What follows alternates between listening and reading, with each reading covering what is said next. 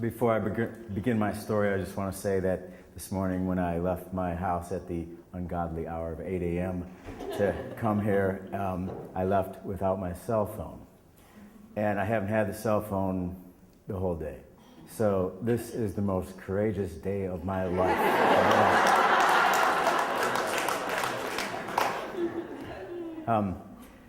Several years ago, when I was in the Coast Guard, I was in Portland, Oregon, and one of my friends wanted to re-enlist.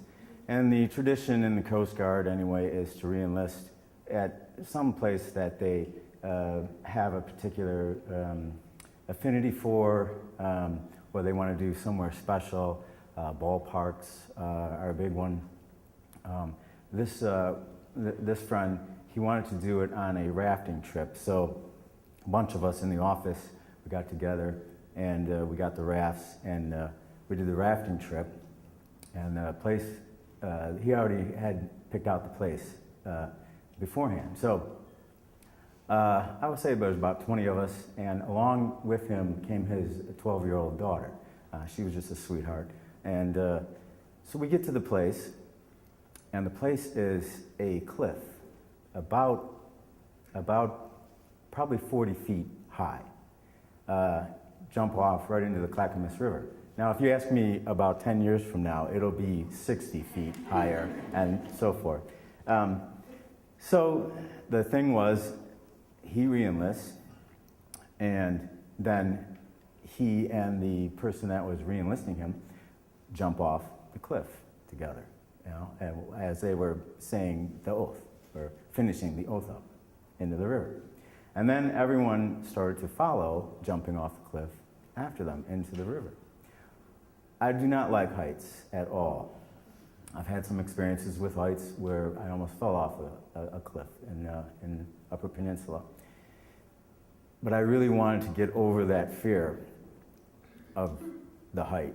So everyone was jumping off, and I was a senior member of this group, right? So I wanted to set a good example. So I'm like steeled myself. I'm gonna jump off. I'm gonna jump off. I'm gonna do this thing, And so one of the people with us had brought his girlfriend, and she was at the edge. She was getting ready to jump off, but she didn't quite want to jump off. So she would walk up to the edge and then walk back. Now I was behind her in line, and I'm ready. All I needed to do was to let her clear herself, jump off, and then that was it. I was gonna do it. And she backed up. She would go forward. She would back up. She would go forward. And I was just like, my stress levels like ratcheting up. And at the same time, I'm sweaty, I'm clammy, and it's really hot out. So I'm thinking, at that time, then my clothes are all wet, and I'm like, maybe they won't notice. They look like that I jumped off, and I'll just kind of mingle in with the crowd afterwards, it'll be fine. And so she's like, and then finally she sits down on the edge, right where people are jumping off. Now, it's true that I could have just jumped off on a place next to her, or, I don't know why this particular spot was the spot, but this was the spot everyone was going to jump off. So I was like, I'm not going to go anywhere else than this spot, even though I could have 5 feet away and just jumped off. It would have been fine. And so finally she is just sitting there, and now I have ratcheted up so much that I just dropped my own mental cliff, and I'm like, I'm done, I can't do it. I cannot do it. And I'm kind of blaming her and blaming myself at the same time.